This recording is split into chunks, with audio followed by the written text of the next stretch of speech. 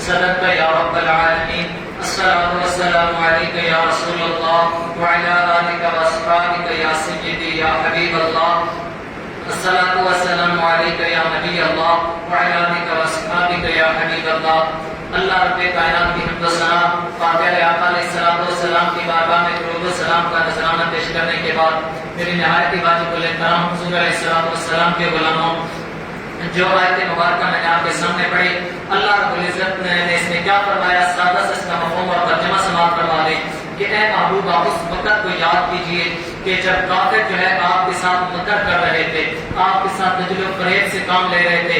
وہ کیا مکر کر رہے تھے؟ لیجذبوا کا کہ حضور کو قید کر دیں، حضور کو گرفتار کر لیں، قید کر لیں، رسیوں سے باندھ لیں. یا وہ یہ سازشیں کر رہے تھے کہ او یقتلوکا کہ آپ کو قتل کر دیں، باذ اللہ کو شہید کر دیں. او یخرجوکا یا وہ یہ سازشیں کر رہے تھے کہ آپ کو وطن سے نکال دیں. وَيَمْكُرُونَ وَيَمْكُرُ اللَّهُ کافر اپنا مکر کر رہے تھے، نجل و فریب کر رہے تھے. اور وَيَمْكُرُ اللَّهُ اللہ اپنی خفیہ تدبیر فرما رہا تھا، اللہ اپنی تدبیر فرماتا تھا. وَاللَّهُ خَيْرُ الْمَاكِرِينَ اور اللہ کی تدبیر سب سے بہتر ہے. اس آیت کا شان نزول سن لیجئے. شان نزول یہ ہے کہ جب میرے آقا علیہ الصلوۃ والسلام نے تبلیغ دین شروع کی، لوگوں تک اللہ کا دین پہچان پہنچانا شروع کیا اور مکے کے کافروں کو، قریش مکہ کو اسلام کی دعوت دی کہ یہ اس غیر اسلامی طریقوں کو چھوڑ کر، یہ کافرانہ طریقوں کو چھوڑ کر، بتوں کی پوجا کو چھوڑ کر اللہ کو مانو، اللہ رب قدیر کی وحدانیت کو مانو. جب آپ نے اسلام پہنچانا شروع کیا نا تو اب ان کافروں کو یہ بات ہضم نہیں ہو رہی تھی. وہ نبی علیہ الصلوۃ والسلام کے غلام بننے کی وجہ دھرمی سرکشی کے اتر آئے تھے. تو اس وقت نا وہ سارے جمع ہوئے. کس لیے جمع ہوئے؟ کہ اسلام کا رستہ کیسے روکا جائے. سارے کافر جمع ہو گئے. دار و ندوہ ان کی ایک جگہ تھا، کفار قریش کا میٹنگ گھر، جسے کمیٹی گھر کہہ لیں، میٹنگ گھر کہہ لیں. سارے وہاں پہ جمع ہو کر مشورے کرتے تھے. سارے کافر جمع ہوئے. جمع کیوں ہوئے؟ کہ یہ دین تو دن بہ دن پھیلتا جا رہا ہے، یہ تو جناب عام ہوتا جا رہا ہے، نبی علیہ الصلوۃ والسلام کی غلامی کرنے والے بڑھتے جا رہے ہیں. تو اسلام کا رستہ کیسے روکا جائے، اسلام کو دبایا کیسے جائے، اسلام کو جناب لوگوں تک پہنچنے سے روکا کیسے جائے. وہ اسلام کا راہ روکنا چاہتے تھے. اب سارے جمع میٹنگ کرنے کے لیے، مشورہ کرنے کے لیے کہ اسلام کا راہ کیسے روکا جا سکتا ہے.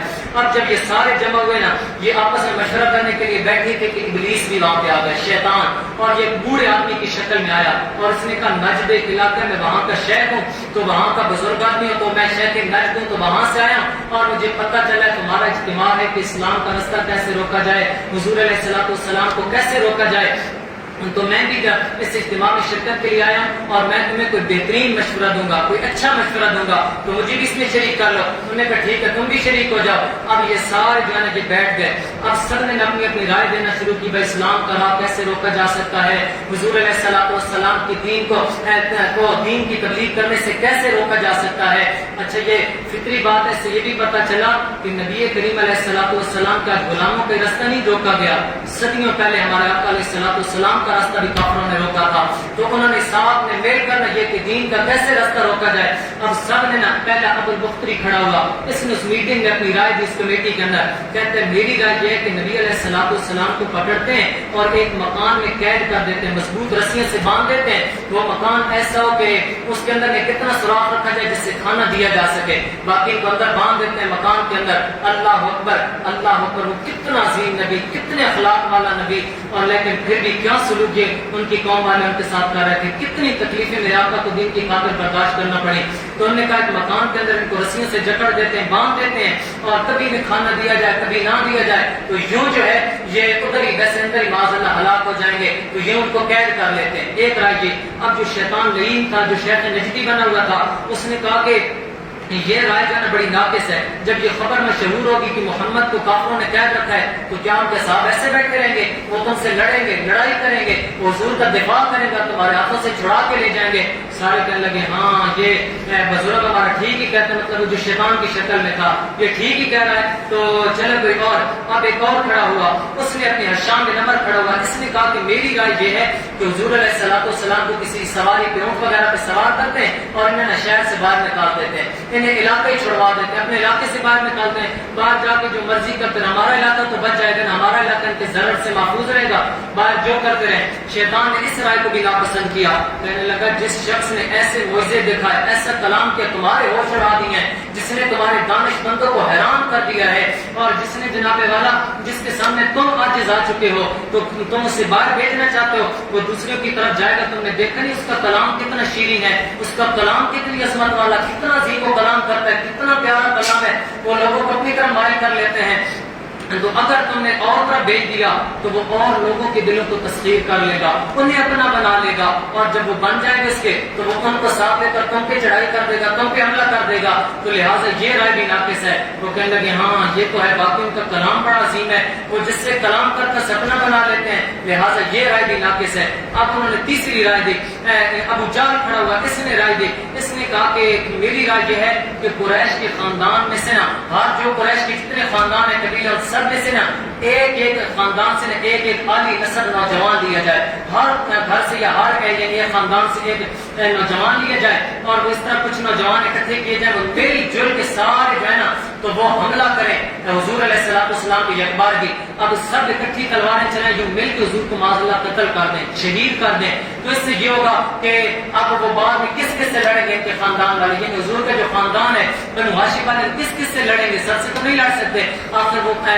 خون بہا لینے پہ راضی ہو جائیں گے، جو کے ساتھ وہ دیت ہے وہ لینے پہ راضی ہو جائیں گے، تم سارے مل کے دیت پہ دے دیں گے، یعنی یوں اس نے تجویز دی۔ تو اب یہ ابو جہل نے تجویز پیش کی، شیطان نے اس تجویز کو بڑا پسند کیا، اس نے کہا یہ تجویز ٹھیک ہے، یعنی یوں ہی کرو کہ ہر قبیلے سے ایک ایک بندہ، ہر خاندان سے ایک ایک لے لو، سب کو تلواریں تیز دے دو، سارے مل کے اکٹھا حضور پہ حملہ کریں اور حضور علیہ السلام کو معاذ اللہ ثم معاذ اللہ شہید کر دیں۔ اب جو ہے نا یہ انہیں منصوبہ بنا، آپس میں اتفاق ہو گیا، ٹھیک ہے جی، ہر خاندان کا ایک ایک فرد کھڑا ہوگا اور وہ جناب والا آپس میں پوری ایک ٹیم تیار کر لی۔ اب یہ چلے گئے کہ حضور علیہ السلام رات کو سوئیں گے تو رات کے کسی وقت ہم جائیں گے، حضور کے گھر کا محاصرہ باندھیں گے، اور پھر کسی وقت رات کے نہ کسی حصے میں حضور پہ معاذ اللہ حملہ کر کے سارے شہید کر دیں گے انہیں۔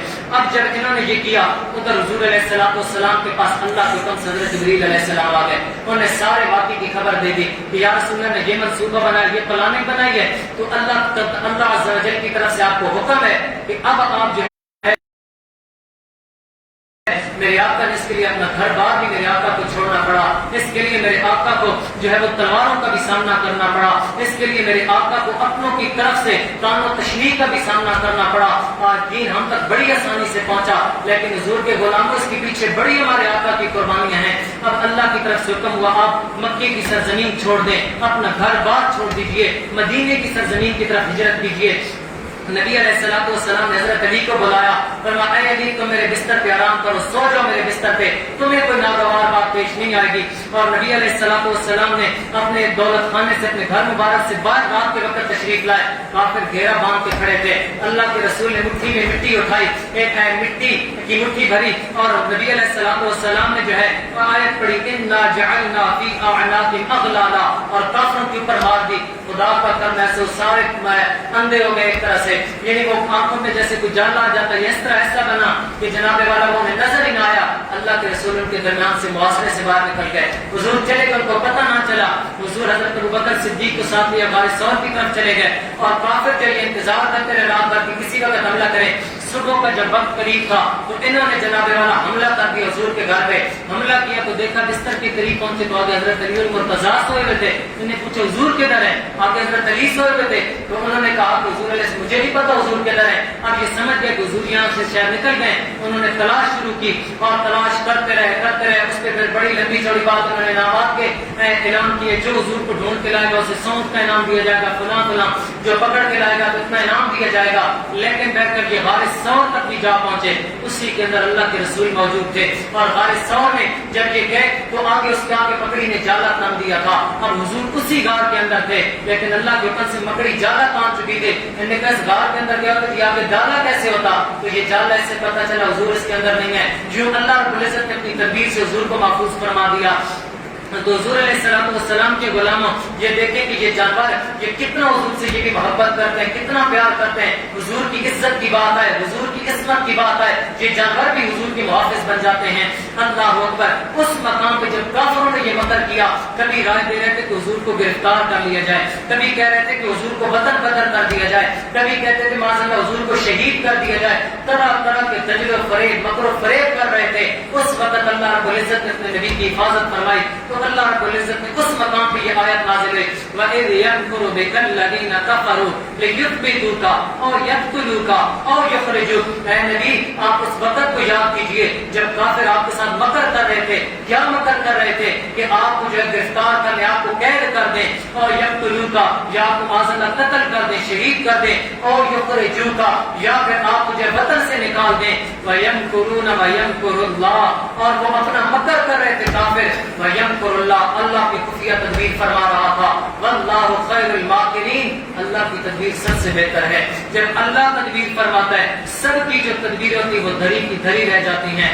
اچھا ایک بات بھی ہے، قرآن کی آیت آپ کے سامنے ذکر کی سورہ انفال کی، اس سے ایک سبق بھی ہم سب کے لیے ہے کہ حضور کے غلاموں کی حضور کو اتنا ستایا کیوں تھا، کیوں اتنا تنگ کرتے تھے حضور کو؟ اللہ کے سارے مانتے حضور صادق و امین ہے، حضور جیسا عالی اخلاق بھی کسی کا نہیں۔ وجہ یہ تھی کہ حضور دین کی تبلیغ کیوں کرتے ہیں، ان کو دین کی بات بیان کرنا، حق بیان کرنا پسند نہیں تھا۔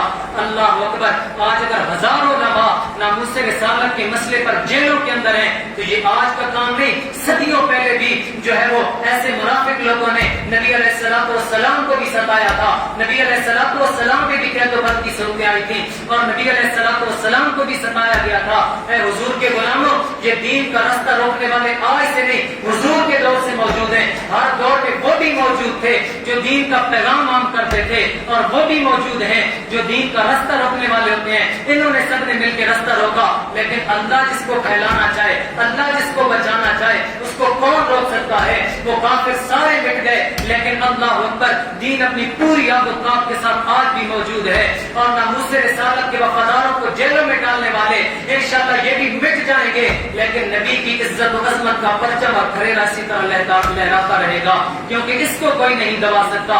اس کو انشاءاللہ یہ جتنے مکر کر لیں، جتنے دجل و فریب کر لیں، یہ اپنے مکر کرتے رہیں، لیکن واللہ خیر الماکرین، اللہ کی تدبیر سب سے بہتر ہوتی ہے۔ اور آگے سنیے، میرے آقا جب تبلیغ کرتے تو انہیں قرآن سناتے تھے، کافروں کا کیا طرز عمل ہوتا تھا؟ بجائے اس قرآن کو مانتے، وہ کہتے تھے قرآن نے ذکر کیا، وَإِذَا تُتْلَىٰ عَلَيْهِمْ آيَاتُنَا، جب ان پہ اللہ کی قرآن کی آیتیں تلاوت ہوتی تھی نا، اللہ کا قرآن ان کو حضور تلاوت کرتے، پڑھا جاتا تھا ان پہ قرآن، کہتے قد سمعنا، قالوا قد سمعنا، کہتے ہم نے اس کو سنا ہے اور ہم نے ایسے پہلے بھی کلام سن رکھا ہے، لَوْ نَشَاءُ لَقُلْنَا مِثْلَ هَٰذَا، اگر ہم چاہیں تو ہم بھی اس جیسا کلام کر سکتے ہیں، یعنی ہم بھی بڑے فصیح و بلیغ لوگ ہیں، یا آپ کا کوئی کلام اتنا عظمت والا نہیں ہے، کوئی شان والا نہیں ہے، ہم بھی چاہیں تو ایسا کلام تو ہم بھی کر سکتے ہیں۔ اللہ کے اندر سے سارے مانتے تھے کہ یہ بڑا عظیم کلام ہے، اس جیسا کلام ہم کر ہی نہیں سکتے۔ اس کے باوجود یہ ان کی ہٹھرمی اور یہ ان کی جناب والا وہ سرکشی تھی اور ان کی ایک ذلیل حرکت تھی کہ انہیں پتہ بھی تھا ہم قرآن جیسا کلام نہیں لا سکتے، اس کے باوجود جب وہ کہتے تھے ہم چاہیں تو ہم بھی جیسا کلام کر سکتے ہیں۔ حالانکہ قرآن نے کئی دفعہ چیلنج کر چکا تھا، اے مکے کے کافروں، تم ہی نہیں سب کے سارے مل جاؤ، سارے انسانوں کو ملا لو اور ساتھ ساتھ تم سارے جنوں کو بھی ملا لو، اس قرآن جیسا قرآن لاؤ تو صحیح۔ عاجز آ گئے، جو بڑے بنتے تھے، بڑے فصیح و بلیغ ہیں، قرآن جیسا نہیں لا سکے۔ قرآن نے چیلنج کم کیا، کہا پورا نہیں لا سکتے، فَأْتُوا بِعَشْرِ سُوَرٍ مِثْلِهِ مُفْتَرَيَاتٍ، اس جیسی 10 صورتیں بنا کے لاؤ، 10 صورتیں تو بنا کے لاؤ۔ وہ یہ بھی چیلنج پورا نہ کر سکے، قرآن نے کہا نہیں لا سکتے، فَأْتُوا بِسُورَةٍ مِثْلِهِ، اس جیسی ایک صورت ہی بنا کے لاؤ، ایک صورت نہیں لا سکتے، اس جیسی ایک بات کو ایک آیت بنا کے لے آؤ۔ جب وہ یہ بھی نہ لا سکے، اتنے عاجز تھے، قرآن جیسا کلام ان کی بس کی بات ہی نہیں تھی، پھر بھی حضور کو کہتی ہم چاہیں تو ہم اس جیسا بنا سکتے، بس ہم چاہتے نہیں ہیں، پتہ یہ تھا کہ ہم کر نہیں سکتے۔ یہ ان کی ماں دھرمی تھی اور جناب والا یہ ان کی ایک سرکشی تھی اور باطل پہ اڑ جانا تھا، انہیں پتہ بھی تھا ہم نہیں کر سکتے تھے، اس کے باوجود ان کے عاجز رہ جانے کے باوجود ایسا باطل دعویٰ کرنا یہ بڑی ذلیل ان کی حرکت تھی۔ تو بہر کا میرے آپ کو ہم تلاوت کرتے، وہ کیا کہتے تھے؟ ان ھذا الا اساطیر الاولین، یہ تو پہلے لوگوں کی کہانی ہے، یہ تو کس نے مثلا نبی علیہ السلام والسلام ان کے سامنے بیان کرتے، کبھی حضرت نوح علیہ السلام کا واقعہ ذکر کرتے، کبھی حضرت صالح علیہ السلام کا، کبھی قوم عاد، قوم ہود، قوم ثمود ان کا ذکر کرتے، کبھی نبی علیہ السلام حضرت ابراہیم، نمرود، کبھی حضرت موسیٰ علیہ السلام کا اور فرعون ان کا واقعہ ذکر کرتے۔ جب یہ واقعہ ذکر ہوتے وہ کہتے یہ تو پچھلوں کی کہانی ہے، حالانکہ یہ کہانیاں در حقیقت نہیں تھی، یہ اللہ کی عبرت کے لیے نازل کر رہا تھا کہ اے مکے کے کافروں تم دیکھو تو صحیح، تمہارے پاس کیا ہے، وہ تم سے زیادہ طاقت والی قومیں تھیں، جسمانی طاقت میں بھی زیادہ، ان کے پاس جو ہے اور مال و دولت بھی تم سے زیادہ تھا. اتنی بڑی پاورفل قومیں اللہ نے اگر ان کو مٹا دیا تو تم کس بات کی مولی ہو؟ اللہ تمہیں بھی مٹا سکتا ہے. لہٰذا اگر انہوں نے جب اللہ کے نبیوں کی نافرمانیاں کی, اللہ کے دین کو پس سے کچھ ڈالا, اللہ نے کیسے مٹا دیا, اللہ تمہیں بھی مٹا سکتا ہے. لہٰذا سنبھل جاؤ, ان کے واقعات و حالات سے عبرت حاصل کرو. تم ملک شام میں تجارت کرنے جاتے ہو, تم دیکھتے نہیں ہو راستے میں کیسے تمہیں کھنڈرات ملتے ہیں. ان کھنڈرات سے تمہیں عبرت نہیں ملتی کہ تم سے پہلے بڑی عظیم و شان قومیں یہاں پہ آباد تھیں, لیکن کدھر گئی؟ ہوئے نامی مٹے نامیوں کے نشان کیسے کیسے, ہوئے نامور کے نشان کیسے کیسے, زمین کھا گئی نوجوان کیسے کیسے. جگہ جی لگانے کی دنیا نہیں ہے, یہ عبرت کی جا ہے, تماشا نہیں ہے. تو ان کو ایک پیغام تھا قرآن کا, لیکن وہ سے کہتے یہ تو پچھلوں کی کہانی ہے, پچھلوں کے قصے ہیں, یہ ان کی ہرگرمی اور سرکشی تھی. اور قرآن نے اسی طرح میرے آقا علیہ السلام کے غلاموں, قرآن مجید کی ایک اور آیت میں ہے کافروں کا کیا طرز عمل تھا. وما كان صلاتهم عند البيت الا مقام وتصديا. کافر جو تھے ان کی جو نماز ہوتی تھی بیت اللہ کے پاس وہ کیسے پڑھتے تھے, کیا نماز ہوتی تھی؟ آپ کے خانے کعبے کے پاس سیڑھیاں بجاتے, تالیاں بجاتے خانے کعبے کے پاس آ کے. علماء نے اس کی دو تصویریں کی کہ یہ سیٹیاں کیوں بجاتے تھے, خانے کعبے کے پاس آ کے تالیاں کیوں بجاتے تھے؟ اس لیے کہ یہ ان کے نزدیک عبادت تھا, یعنی خانے کعبے کے پاس آ کے تالیاں بجانا, سیٹیاں بجانا, اس کو عبادت سمجھتے تھے, اس لیے کرتے تھے. دوسری تفسیر علماء نے یہ کہ یہ سیٹیاں اور تالیاں اس لیے بجاتے تھے کہ یہ شرارت کی وجہ سے حضور تاکہ ان کی عبادت میں خلل آئے, تاکہ حضور سے تبلیغ نہ کر سکے, یعنی حضور علیہ السلام کے لیے خلل ڈالنے کے لیے, وہ دین کا راہ روکنے کے لیے وہ جو ہے یہ سیٹیاں اور تالیاں بجایا کرتے تھے.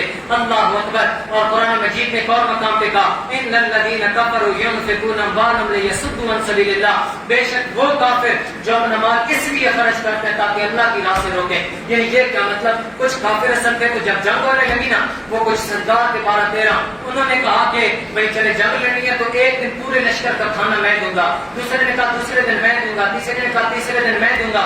وہ لشکر انہوں نے کیوں تیار کیا تھا؟ اسلام کو مٹانے کے لیے, صحابہ کو مٹانے کے لیے, اہل اسلام کو مٹانے کے لیے انہوں نے لشکر تیار کیا تھا, اسلام کی راہ روکنے کے لیے. تو انہوں نے کہا تھا کہ اس کو جو ہے نا, اس کو ایک دن کا کھانا میں دوں گا, دوسرے نے کہا کہ دوسرے دن کا میں دوں گا, تیسرے نے کہا کہ تیسرے دن کا میں دوں گا. اب جب انہوں نے یہ بات کی نا کہ میں فلاں دن کا کھانا دوں گا میں, تو قرآن نے کہا کہ کافر وہ ہیں جو اپنا مال کیوں خرچ کرتے ہیں؟ اللہ کی راہ سے روکنے کے لیے, اسلام کی راہ روکنے کے لیے. اللہ اکبر. کتنا خوش نصیب ہوتا ہے وہ بندہ جس کا مال خرچ ہو دین پھیلانے کے لیے, کتنا بد نصیب ہے وہ بندہ جس کی دولت, جس کا اقتدار استعمال ہو دین کا راہ روکنے کے لیے. اللہ اکبر. اور قرآن نے کہا فَسَيُنْفِقُونَهَا, ابھی تو اس کو خرچ کرتے ہیں, ابھی تو خرچ کر رہے ہیں. ثُمَّ تَكُونُ عَلَيْهِمْ حَسْرَةً ثُمَّ يُغْلَبُونَ, لیکن یہ ان پر حسرت بن جائے گا, حسرت ہو جائے گا قیامت کے دن. ہم کس چیز پہ مال خرچ کر رہے ہیں؟ یہ دنیا کے اندر جب یہ ذلیل و رسوا ہوں گے, مسلمانوں کے ہاتھوں سے شکست ہوگی, یہ مال یہ حسرت بن جائے گا ان کے لیے. اور کہا ثُمَّ يُغْلَبُونَ, پھر یہ مغلوب بھی ہو جائیں گے, یعنی یہ سارے نبی کا دین غالب آ کر رہے گا. اور قرآن کا والذین کفروا الی جہنم یحشرون, جو کافر ہیں یہ سارے کے سارے اللہ نے جہنم کی طرف پھینک دے گا, جہنم میں جمع کرے گا. اچھا اگلے قرآن کے لفظ سنیے گا. قرآن نے کہا یمیز اللہ الخبیث من الطیب, اللہ چاہتا ہے کہ اللہ خبیث کو طیب سے جدا کر دے. اللہ کیا چاہتا ہے؟ لفظ قرآن کے دیکھیے گا کہ یمیز اللہ الخبیث من الطیب, تاکہ اللہ چاہتا ہے خبیث کو طیب سے جدا کر دے. خبیث قرآن نے کس کو کہا؟ کافروں کو.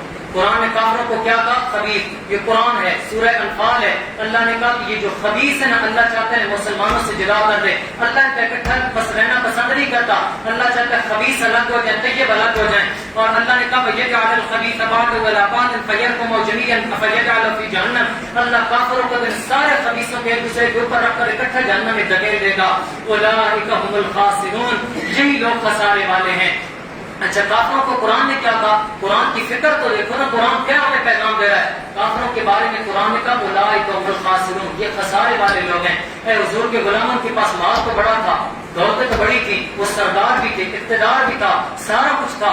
قرآن نے پھر بھی کہا کہ جہنم مقدر ہو جائے, جتنی ڈگریاں پاس ہوں, جتنا مال و دولت ہو, جتنا اقتدار ہو, اگر جہنم کسی کا مقدر بن جائے اولئک هم الخاسرون, در حقیقت وہ خسارے والا ہے. تو قرآن کافروں کو خسارے والا کہہ دیا. تو آج بھی ہمیں کوئی یورپ کی مثالیں لینے کی ضرورت نہیں ہے. جناب فلاں ترقیاں کر گئے, فلاں اتنا آگے بڑھ گئے, فلاں اتنا آگے بڑھ گئے.